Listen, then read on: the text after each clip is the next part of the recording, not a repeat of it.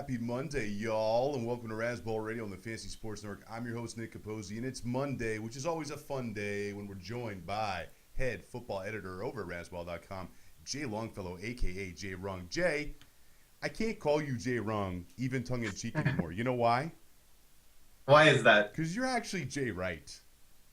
I don't know. If you spoke to the people I know, they wouldn't agree with you. Let's just call it that. Okay, well, that's an interesting sentiment. But I'm going to tell you why JayWrong is actually JayRight. So I was perusing as I was prepping my notes for today's show, and I was perusing FantasyPros.com, which always has the expert consensus rankings. Great place to go if you're looking for some comparables to see how, certain experts, and all the big ones are there. All the big sites are there. And guess who is 19th out of 122? You know what? That's in the top 20%. I'm not a math guy, but I'm pretty sure it is. Maybe even the top 19%. Our very own JayWrong. Congratulations, brother. Thanks. It's incredible. Just as long as I'm helping people. I mean, I think this goes to show you that you can do well with accuracy rankings, even if you rank all the Chargers 1 through 50, like at top overall. I think that's what that says. So amazing that I've been able to do it. You are the man, and you want to follow this guy on Twitter at JayWrong, although maybe I might become JayRight very soon. All right, speaking of right, actually, you know what you are? I'm going to make an analogy here. You are the Ben Roethlisberger of fantasy football analysis. How about that? Oh, my. I don't want that. I don't want that at all. All right, now I'll tell you why. Because you're great, and apparently yesterday so was Big Ben. One of the greatest passing games in history. Actually, yesterday was amazing all around for quarterbacks. 4 guys threw for over 400 yards. That's a lot of yards. Hold on, my mic's a little bit low. Sorry about that, people. Can you hear me now? Can you hear me now? So he goes 40 for 49, 522 yards, 6 touchdowns, 0 interceptions. That is one for the ages. You know what's interesting? He's actually second in the league in passing yards. Did you realize that? Well, yeah, because he got about 1,500 yesterday, so I think that would... Well, no, because 4 quarterbacks threw for 400 yesterday, and he threw 522, right. So it's not like he was in a completely different stratosphere. Antonio Brown, on pace for 120 catches, 1,704 yards, 14 touchdowns. But here's my question from this game on the Pittsburgh side. I'll have 2 of them. Let me start with this. I don't want to say can Ben keep it up, but he's got some juicy matchups before the bye week. Is he a top 5 start right now, quarterback? You know, I think I'm more comfortable saying top 10, top 12. I think he is startable in those 10-team, 12-team leagues. I think he was before this outbreak as well. I mean, he's not going to be your 25, 30-point guy most of the occasion, but he'll be a strong 15, 20, I guess is a ceiling. And then he can do stuff like yesterday. I mean, don't expect a 6 touchdown game every single weekend, but he's a 3 touchdown, 1 interception guy, 2 touchdown, 1 interception guy on a lot of weeks. So that has value in your regular formatted leagues. It's interesting because, I've been saying for a couple of weeks this team is out of sync offensively and then they go and blow up. So here's my second question. Which secondary pass catcher would you rather have going forward, Marcus Wheaton or Martavius Bryant? Only 7% owned for Bryant. That's a tough one. I've always liked Wheaton. I think Razzball as a whole has liked Wheaton, and I don't think we're shying away from that at all. All of our contributors have talked about him, and I myself, I think I'd rather go Wheaton there. I think he has a little bit of a higher ceiling. Only argument I'll make for Bryant is he's 6'4", and Wheaton is 5'11". Antonio Brown is also a Smurf. So Martavius Brown, 6'4", big red zone presence, had 2 touchdowns yesterday. I like that. On the Indianapolis side, Dante Moncrief, 7 for 113 yards and a touchdown. I'm not reading too much into that right now, but what I am reading into, T.Y. Hilton, 6 for 115 and a touchdown, leading the league in receiving yards, 866. Who would you rather have, Antonio Brown or T.Y. Hilton? I think it's still Brown for me, only because I've had this Brown love for a while. Like if he ever needs anyone to bear his children, I'm just I'm a phone call away. But yeah, T.Y. Hilton I really like as well. A lot of people thought he was not a number 1 receiver going into the year. Luck has to throw to someone, and it's either Hilton or Wayne. Of course, Moncrief has value while Wayne is out, but when he returns, I think that kind of lowers his role there. So yeah, Hilton's a great number 1. There's only 2 guidelines I'm giving here at Razzball Radio. I'm not allowed to give away Sky's last name, For whatever reason. I'm not allowed to talk about Jay's love life. That's it. Other than that, I can pretty much talk about whatever I want. So let's There's talk about. nothing to talk about with that, so nothing at all. Here we go. So Tom Brady also goes bananas. 30 for 35, 354 yards, 5 touchdowns, 0 interceptions. 2 key takeaways here from me. Gronk, 9 for 149 and 3 touchdowns. Now the number 1 ranked tight end on Yahoo. 40 for 558 and 7 touchdowns on the season. So he is back to form. Imagine if he, was playing the full snaps those first 3 games, kind of where he would be. He might be challenging T.Y. Hilton for most receiving yards in the NFL. So Gronk, to me, looks back. He did leave for a few minutes, but apparently it was dehydration. But here's the question I want to ask you, buddy. Brandon LaFell, 11 for 124 and a touchdown. Last 5 games, 415 yards and 4 TDs, 35% own. Are you picking him up? Because he's 35% owned. He looks like the number 1 wide receiver in that offense. Yeah, it just depends on context. To be honest, I know you mean wide receiver, but I think obviously Gronkowski is, the top passing option for Brady at Absolutely. this point when he's there. And LaFell is a good receiver, but I still think of him as a role guy on that team. And, a lot of this offensive outburst, was it because the Bears were running their new cover no one defense, or was it, the Patriots being the Patriots? I think it's a little of both. So moving forward, Vereen is still kind of trashy. We don't know if Gray can repeat this. I'd like to see him another couple games to see if he's a threat. But when it comes to receivers, you see my hesitancy here. I still see him as a role player. I want to see more from him. Okay, I'm with you. Here's the guy I need to see more from is Tim Wright, who was the second tight end in a lot of that offense. But his last 4 games, 20 yards, 85, 1 and 61, so a bit of a roller coaster. We got to go to break, Jay, but just before we do, Brandon Marshall, 3 for 35. In his last 5 games, he's got 1 game over 48 yards. Is he a dumpster fire? Real quick, 25 seconds. Where you drafted him, yes. I mean, obviously he needs to motivate himself instead of motivating the team. It's been pretty bad. All right, that's good. I like how you were concise on that. Okay, lots more to get to, including the game over in London, Detroit, and Atlanta. You know what, Jay? We need more time on Monday. That's all I'm saying, because Monday is a fun day and lots to cover. All right, we'll be right back. This is Razzball Radio. This is the Fantasy Sports Network. He is JayWrong, a.k.a. JayRight. I'm Nick Capozzi. We'll be right back. Welcome back to Razzball Radio, Fantasy Sports Network. I'm Nick Capozzi. He's Jay Longfellow, a.k.a. JayWrong, or JayRight, depending on your mood. So we talked earlier, T.Y. Hilton leading the league in receiving yards. Guess who's third with over 800? Well, I'll tell you. It's Golden Tate, 7 for 151 and a touchdown in the Atlanta game. Smart by Detroit to leave Calvin out for 1 more week because they have the bye coming back from London. So let that ankle rest up. But my question is, what's Tate going to be worth going forward? Because he only has 3 touchdowns, which is nice. I'm not complaining. But yardage-wise, he can't keep that pace with Calvin back. Is he going to be kind of 70 to 80 yards? Is that kind of what you're expecting? Yeah, I think that's fair. He's always been a wide receiver too. Even without Calvin Johnson, I mean, he's been doing great in Johnson's absence. But once Johnson returns, he's the primary target in that offense. He already has a rapport with Matthew Stafford. But yeah, it's not like Golden Tate is going to disappear overnight. He'll still have that value. But if you'd like to try to trade him high, yeah, you should probably do it now. All right, Theo Reddick was a bit of a buzzy pickup. Sky, he of no surname, said to pick him up last week, and he produced 8 catches, 74 yards, and a touchdown. I'm not buying that, though, because Reggie Bush will be back after the bye. He almost went, actually, yesterday. So let's move to the Buffaloes and Jets. Kyle Orton keeps doing it, baby. 238, 4 touchdowns, 0 interceptions. But the thing I was watching, big key here, was Dixon versus Brown, the running attack for Buffalo. 22 for 44 for Dixon, 7 for 15 for Brown. Yeesh. Yeah, I mean, I feel great about you and I were both on the Dixon train. We knew he was going to be the primary back, but I don't think we were expecting him to go under the 50-yard mark. So, I mean, is this going to be it for until Jackson gets back? I'm not sure, but I still think Dixon is the primary back until they get some guys back there. So, speaking of dumpster fires, Geno Smith, 2 completions, 8 attempts, 5 yards, 0 touchdowns. 3 interceptions. Brought in Mike Vick. I'm not buying Vick. Don't get into any Vick buzz this week. You have been advised. Don't do it. But I will tell you this. If Michael Vick is the starter, I think it actually helps Chris Ivory more. And Ivory, another 2 touchdowns yesterday. Boy, has he been one of the surprise running backs of the year for you? I've always liked Chris Ivory.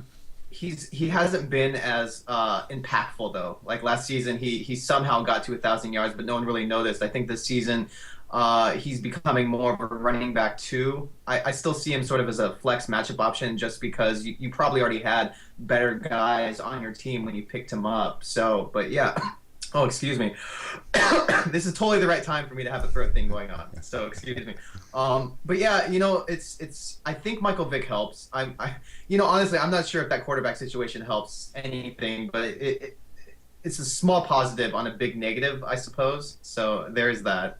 All right. Part of the problem was they were trying to force the ball into Harvin, which didn't work. I don't even want to talk about Harvin. We've talked enough about him. So let's move to the Dolphins and Jaguars. Miami, scoring machine on defense, 2 more touchdowns, now the 3rd-ranked defense on Yahoo. But what I was watching this game was, I've still been kind of watching who the number 1 receiver is, and it looks like it's Allen Robinson. He goes 5 for 82 and a touchdown. But Denard Robinson, and this week I said when it came to the pickups, the buzzy pickups were Brown, Trey Mason, we'll get to him, and Denard Robinson. Robinson, I said, has the shortest, or he's the closest to possibly contributing because of the opportunity. He goes 18 for 108. You buying him, or have people not seen tape yet? I am buying him. It's just, I think the ceiling's a little bit lower than people expect, but any running back that gets volume on any team deserves some kind of look here. And so, last week was probably the time to buy with him, but at least now we have 2 games where he's been an impactful running back. So I think you can buy safely on him, yes. Yeah, and I think, too, he's going to be relying on the big play. You take away that big run he had in the first couple minutes of the game, it was a very pedestrian effort. But nonetheless, the yards are there. You can't argue. Right. I mean, he can make those big plays, which makes it worth the risk, Ding, ding, ding. Okay, KC, St. Lou. Interesting thing from a Kansas City perspective, Nile Davis getting a lot of burn there, splitting touches with Charles. Both had a nice game. 16 for 49 and a touchdown for Davis. Davis is only about 35% owned, so not a bad guy to have. Jamal Charles scores 2 touchdowns, also a bunch of catches. What I was watching, though, from a St. Louis perspective, we'll talk about this. Real quick note first. Brian Quick in a sling. Looks like he has a shoulder or collarbone issue. We'll get more to that tomorrow. Trey Mason, though, 7 rushing attempts, 32 yards. Stacy back in the mix, 5 for 17. Plus he caught 3 balls. And Benny Cunningham, 4 for 27. Is this the ugliest running back by committee in football? I mean, I wouldn't call it that. I do like Mason a lot. It's just, it's the team that's holding them back. It's not a very good team, and that will limit all the offensive principles, which, they don't have many, to be honest. But I still like Trey Mason for the rest of the season, but it will be a tough sledge, because looking at the schedule, it looks like they have some run defenses that they're going against that are pretty fearsome. So I would hold back the potential for Mason, but I still like him. I still think he can do what Stacy did last season. Truncated, of course, but I like him. I like him there, yes. All right. We're going to kind of gloss over the Cincinnati-Baltimore game. The only interesting thing there, Talafario, 2 touchdowns, Bernard Pierce inactive. So it looks like Talafario is going to be Forset's backfield mate. But Houston, Tennessee, Arian Foster, another monster game, 20 for 151, 2 touchdowns. DeAndre Hopkins having an underrated season, 5 for 95. He's up to just under 600 yards and 3 touchdowns on the season. Zach Mettenberger, apparently J.J. Watt's telling him, stop sending out selfies. But he was good. He was good in that Justin Hunter had a touchdown, as did Delaney Walker. Do you like Hunter and Walker going forward with Mettenberger in there? I think they're okay. I don't think it changes much. I mean, that quarterback situation has been terrible from the beginning. So you just kind of you're happy with what you get. I mean, I think Kendall Wright, rest in peace on that end. I didn't see that one coming. I really thought he was going to have a great year, and especially coming off last season. But yeah. Stuff like that happens when you have such poor quarterback play. Mettenberger looked solid. I mean, it's just one game, and he was 3rd on the depth chart. So we'll see moving forward. But I think you expect the same from those 2 guys. All right, after the break, we're going to get to the rest of the games, including Carolina at Seattle. But just for the sake of time here, I got a quick note. Jonathan Stewart goes 16 for 79. So maybe a little bit interesting. I mean, the guy can't stay healthy, but when given the opportunity, he performed a little bit, especially against that defense, even though it's been reeling. Cam, not a very good day. 12 for 22, 171 yards, no touchdowns, and an INT. Jay, we're going to break. Sorry to rush through this, but there's just so much to cover today. Jay, we're going to go to break. When we come back, we'll talk about the Seattle side of the ball, because that's one of your teams. as well as the rest of the slate of games. I'm Nick Capozzi. He's JayWrong. This is Razzball Radio on the Fantasy Sports Network. Welcome back to Razzball Radio, Fantasy Sports Network. JayWrong, before the break, or during the break, told me Seattle's not one of his teams. That's fair. I know you went to school there, so I was trying to tie it in. All right, so we were talking about Seattle, Carolina before we went to break. Seattle, dangerous, 199 yards, touchdown. This game was ugly. This was like a kind of rainy Seattle day, gloomy. I'm not talking about the weather during the game. I'm talking about the game itself. Let's talk, though, about the running back situation for Seattle. Lynch goes 14 for 62, hasn't rushed for a touchdown in 4 games. A lot of bad news coming out of Seattle about the Marshawn Lynch situation. And what I did think was interesting was, I've been saying, given the opportunity, Christine Michael could be kind of what McKinnon has done for Minnesota, but times 2. Very raw, but very talented. And we did see him get 4 touches or 4 rushes for 12 yards. Not a lot, but the point is, they were taking a peek at him. How do you think that situation plays out with Marshawn? Obviously, he's going at the end of the season, but what do you expect rest of the season? I don't know. I mean, there were even reports saying that they were trying to trade him, if not for depth issues. I mean, you know, the Pete Carroll-led team, if you don't want to be there, obviously he's going to make sure that you're not there in some manner or form. So it's something to keep an eye on. I mean, I can't just think that Marshawn Lynch is going to punt the season. If that's the case, then no one – that's kind of putting an end to his future aspirations as a running back in the NFL. But, you know, the Seahawks also watched Sean Alexander do the same thing in terms of falling apart after them running into the ground. So obviously they're trying to cash out now. I still think of him as a running back too. He had a good start to the year, but you know these guys they have a tendency to fade like Frank Gore did last season. We haven't seen that yet this season, but again we're still around the halfway point. So it'll be interesting to see how that Christine Michael, all the potential in the world, we just haven't seen it yet. So I don't know what to think about that. You know, you did mention Pete Carroll. I don't think it's crazy that he could cut Marshawn Lynch. I don't think that's bananas. Yeah, it's not outside the realm of possibility. All right, I really want to focus on the AZ Philadelphia and Green Bay New Orleans game. So just real quick, just some highlights from Minnesota Tampa Bay. Tampa, nothing to see there. McKinnon, though, does go 16 for 83. Cordell Patterson, 6 catches for 86 yards. Thank the baby goodness. I was going to say something else, but I won't because we're on TV. Cleveland, Oakland, not much there from an Oakland side and not much there for a Cleveland side, although James Cameron gets another concussion. Andrew Hawkins, though, 7 for 88 and a touchdown, first touchdown of the year. I don't mind him, actually, when Josh Gordon comes back because I think Gordon is going to free up some stuff. Okay, let's get to the big games. Arizona, Philadelphia. Palmer, nice little game, 329, 2 touchdowns. Ellington had a pretty good game. Fitzgerald had a big game, 7 for 160 and a touchdown. John Brown, rookie at Pitt State, 5 for 119 and a touchdown, including winning the game for them. But whoa, Michael Floyd, 4 targets. I had to see if he was injured. 4 targets, 0 receptions. He's only got 19 catches for 353 yards and 2 touchdowns on the year. Is he a major league disappointment to you, or is this how Bruce Arians is just going to run this offense? Yeah, I mean, honestly, to our viewers out there, if anyone knows where Michael Floyd's whereabouts are, please, for the love of all that is holy, please alert Carson Palmer where you've seen him. I mean,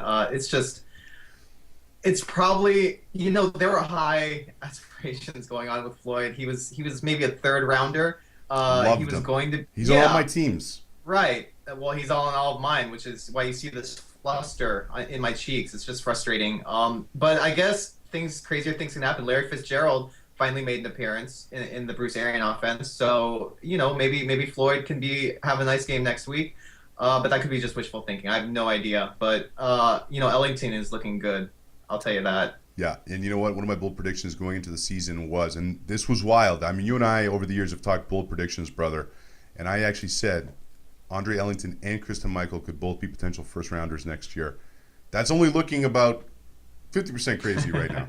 Right. So, okay, let's talk about Philadelphia's side of the ball. Shady McCoy, 21 for 83. Come on, get a touchdown, Shady. Macklin, though, massive day. 12 for 187, 2 touchdowns. Tied now for 3rd in wide receiver touchdowns with 6. Is Macklin a top 5 receiver now? You know, I'd still rather go top 10 there. He is the primary option though, so he will have a lot of top 5 games. I will say that. I mean, I just now he just caught a pass for 40 yards right now. So it's just they didn't cover him last night. I didn't understand that. No one covered him. When he ran into the folding table did a better job of coverage, to be honest. And so he will have. I mean, Nick Foles he's sort of mediocre. He's above mediocre. So, but yeah, he's the number one option. So obviously he's going to get his yardage. And I think too in Chip Kelly's offense, as bad as Foles has looked, at least statistically, I think there's still upside there for that whole system. Right. So. Oh yeah, there's plenty of yards to go around. And with McCoy too, I know he's looked mediocre, but remember the entire practice squad is on the offensive line right now. So let's hold the panic on him right now and just sort of hopefully think that it's the offensive line that's holding him back. All right. Green Bay, New Orleans, big game. Eddie Lacy, 21 touches, 182 yards. Thank goodness. Nice to see you, Eddie. Do it again.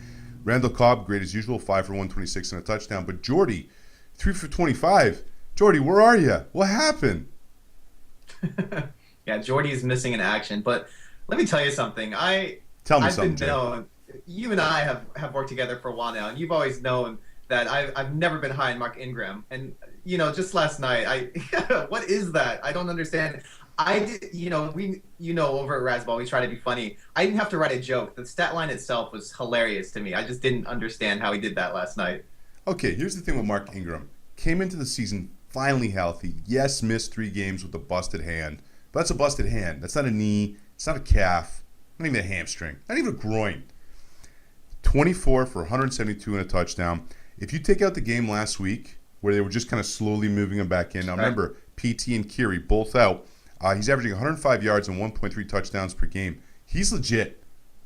I don't want him as an RB1, but he is a legit RB2 until further notice. Yeah, I'd have to agree with it. And also, I don't know if you agree with this or not, but I really think Brandon Cooks could be the offensive rookie of the year. I think he could get that if he continues to have games like this. You know what? On tour, that's what Sky kept saying. Brandon Cooks can be a monster. Jimmy Graham also makes an appearance, 5 for 59 and a touchdown. Jay, I hate to make this happen. It's like kind of rat-a-tat-tat-tat-tat-tat-tat doing this on Monday with you. I love it, buddy. But we'll be back tomorrow. We'll break down the waiver wires tomorrow with T-Hole, and maybe he'll bring another dog out. That'll be exciting. If you want to follow Jay, again, ranked 19th among 122 experts at FantasyPros.com for his incredible analysis and accuracy. Football.razzball.com. Jay, you do a great job over there, buddy. I appreciate it. It's because I rank Ryan Matthews number 1 all the time. If you just take that out of the equation, where could he be? In my heart. Where could Jay be? All right, guys. Thanks for joining us today. Razzball Radio Fantasy Sports Network. We'll be back tomorrow with T-Hole. Maybe another dog. Will Valentino be back? We'll have to see. See you tomorrow.